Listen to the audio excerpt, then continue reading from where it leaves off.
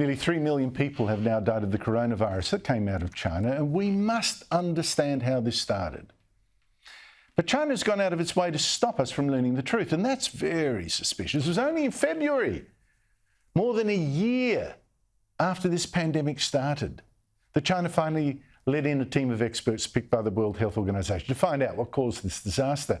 How much by then was left to look at after the cleanup. And even then, this team from the World Health Organization was tightly controlled. It wasn't allowed to go where it liked. It wasn't allowed to talk to who it liked. And China refused to let these experts see the original data on the first cases of infection.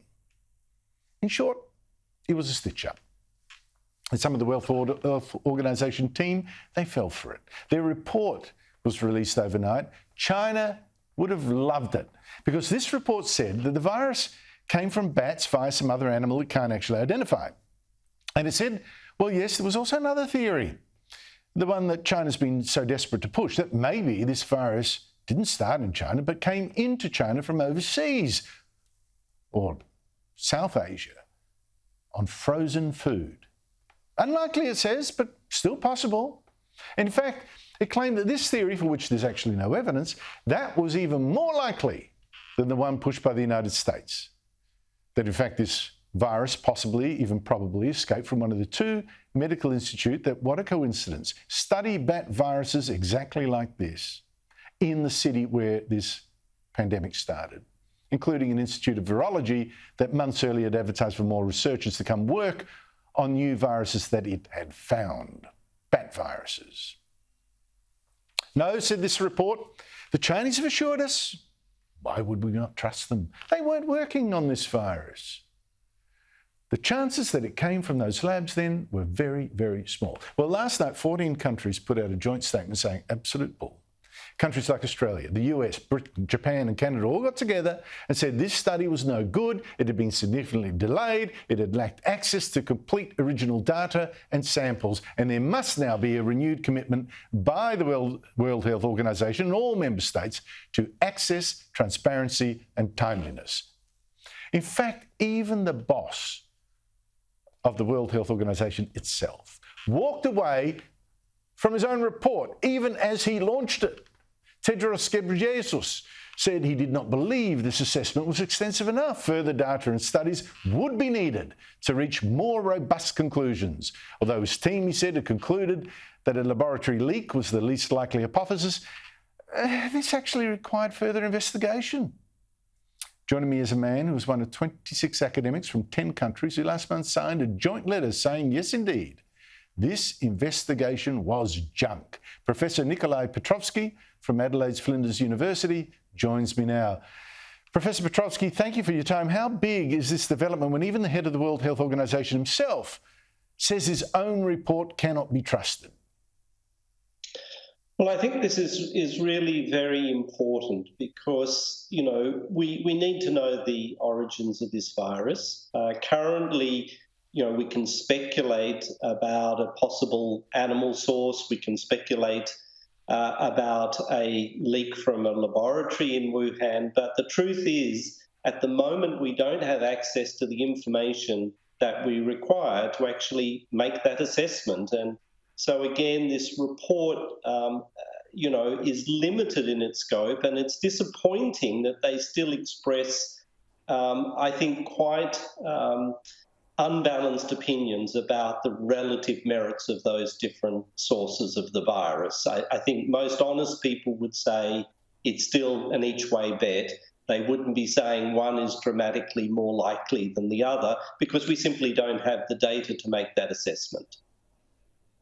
Now, people like you were copping a lot of grief last year by suggesting, you know, this needed investigation, conspiracy theorists, all that kind of stuff was hurled around. But how did the World Health Organization investigation get this so wrong? Why was it so blind? I think we have to look at the context of how this was set up. Really, you know, this was about the World Health Organization trying to engage with China, who at the time were very defensive, you know, were not prepared to discuss, you know, the potential origins in you know, on a global stage. And so I think this was a softly approach where it really was, well, you can select the people we send into China.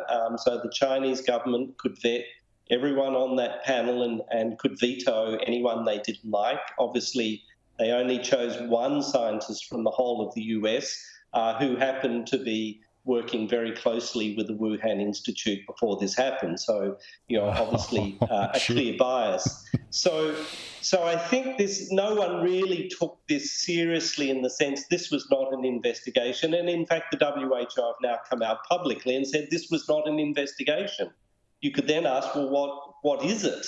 And why is it making these sorts of conclusions when it wasn't an investigation? It essentially was a fact-finding mission that was going to go into China at their invitation, sit down with the Chinese scientists and listen to the data that the Chinese were prepared to present to them. Certainly there was no opportunity to ask for data that wasn't, the Chinese scientists weren't preparing to present to them. So this was not in the way of a true investigation. It was a scientific collaboration, and I think, really it was an important political opportunity for WHO to engage with China, but nothing more than that.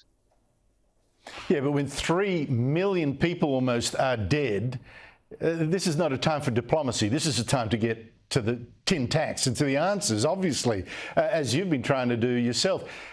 Professor Petrovsky, how strong are your suspicions that this virus did escape from a lab? So I think I need to put it in the context of, I didn't come into this debate, even asking that question. We were looking at the virus because we were developing a vaccine. We then were trying to understand what species of animal this virus might have come from to cross over to humans as part of that research. And then we came to this sort of what really was very surprising finding, which was that the humans actually, it was as if the virus was designed for humans. It was better at infecting humans than any other species we looked at. And then we started trying to answer, how did that happen? So certainly this was no conspiracy. It really was innocent science, and this is where the science took us. So the more we've looked at it, the more concern we have that there are a lot of unexplained features about this virus. The circumstances of where the virus outbreak first started, as you know, right beside the Institute, they raise very serious questions that have to be addressed. And so far, none of us are happy that, this inquiry, if we want to call it that politely, has managed to address those serious questions. And of course, the fact that China is not forthcoming with a lot of the data that you need is itself a real red flag as to what's really going on here. Professor Nikolai Petrovsky, thank you so much indeed for your time. It's a pleasure.